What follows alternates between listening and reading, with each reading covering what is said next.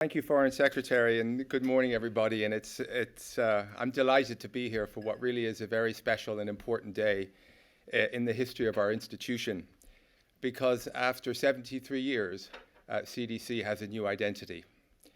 And you know, when people ask me, and they often do, what I want to see most from our shareholder, I always say ambition.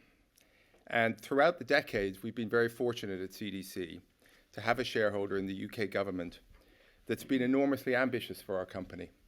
And it's believed in what we do, and particularly since 2012, it's allowed us to grow almost tenfold, and it's pushed us to innovate and to take risk in pursuit of our development objectives. And in the past 5 years, we've been able to invest almost £7 billion. We've mobilized a further £2.5 billion. We've backed businesses that today employ almost 1 million people and pay over £10 billion in taxes. But most importantly, these investments have both made a difference to countless people's lives, but also, by working closely with our partners and British Embassy staff on the ground, helped strengthen the UK's profile and relationships across Africa and South Asia. So I think what the Foreign Secretary has communicated today shows a real ambition, but a real ambition to move to a different level. And we've got a new name, and that's a strong, modern, communicates the increased breadth of CDC, clearly defines us as a British institution that's working to bring not just capital, but also British values and standards and transparency to our markets.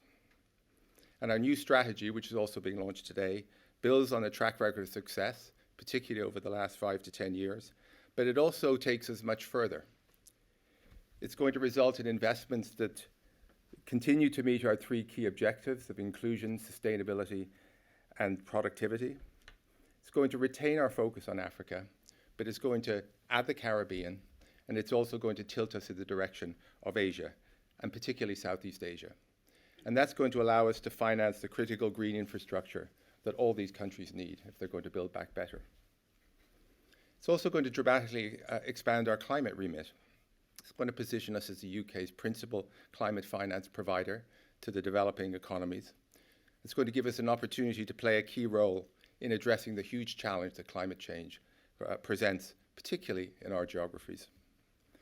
It's going to give us a broader mandate to support and invest in digital infrastructure and the digital economy.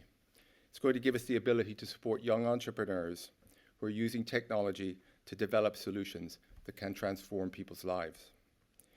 And it's going to give us more tools to mobilize commercial capital, help build more liquid and more transparent and freer capital markets in all our geographies.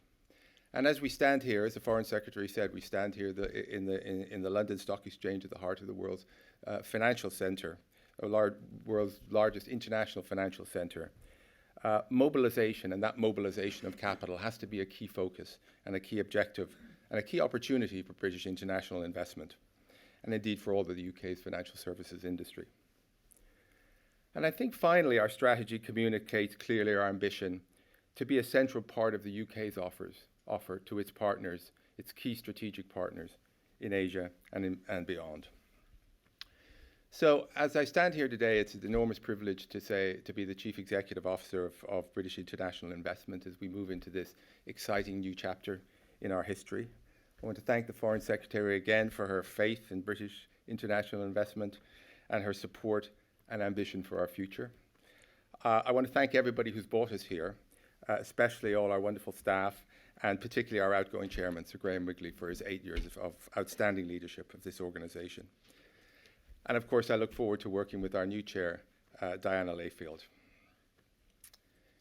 CDC was the world's first development finance institution when it was launched in 1948. And you know, it set the standard. It was copied around the world.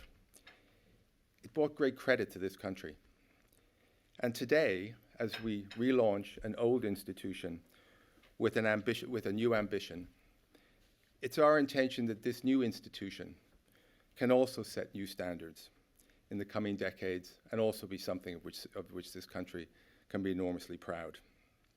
So I want to pledge that my team and I will do everything in our power to ensure that British international investment builds on what I think has been a unique British success story at CDC, and it brings the best of British finance, innovation, ethics, and standards to developing economies so that we can ensure greater freedom and prosperity for all.